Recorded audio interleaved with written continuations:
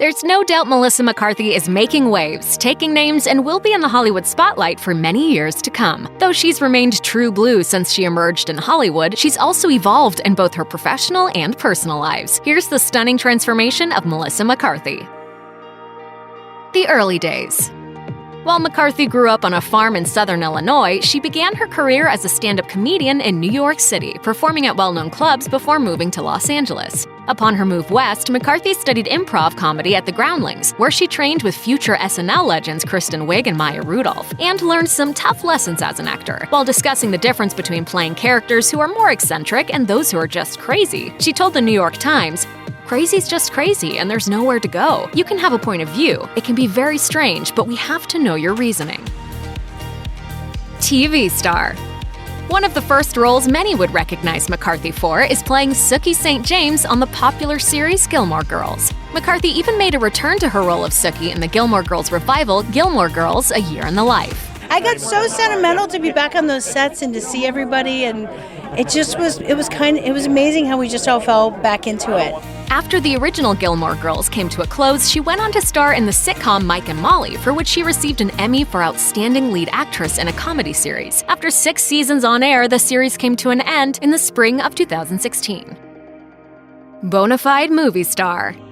Bridesmaids wasn't McCarthy's first film appearance by a long shot, but it was definitely the first time she truly stole the show and became a breakout movie star. She even garnered an Oscar nomination for Best Supporting Actress. Life is gonna, I'm life and I'm gonna bite you in the ass. Ow!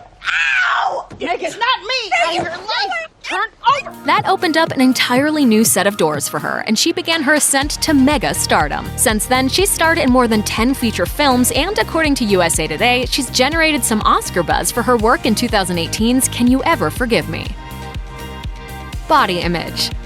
Discussing her own body image and size, McCarthy told People magazine, "In my 20s, I used to cry about why I wasn't thinner or prettier. I was an idiot. It's a decade of tears." What's amazing is her reaction to body shaming. When The Observer referred to her as tractor-sized Melissa McCarthy in a review for Identity Thief, McCarthy told the New York Times, "I felt really bad for someone who is swimming in so much hate. I just thought, that's someone who's in a really bad spot, and I am in such a happy spot." I think everybody needs to stop tearing down women. I just hope it gets to the point where it's like embarrassing for people to have such a shallow thought. Crying off the pounds.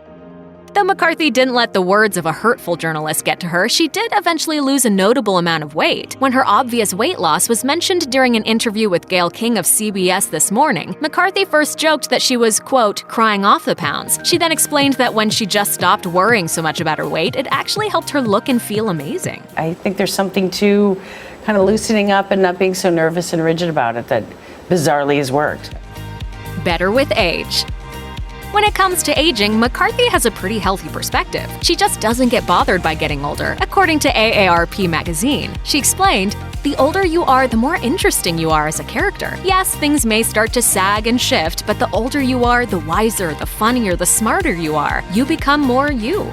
She even has a sense of humor about it, telling the magazine that she plans to live out her golden years with, quote, all caftans and turbans and big wacky glasses. Flipping the Hollywood script, the actress went on to discuss how aging can even be an opportunity, saying, "Getting older means knowing yourself, and if you know yourself, express it."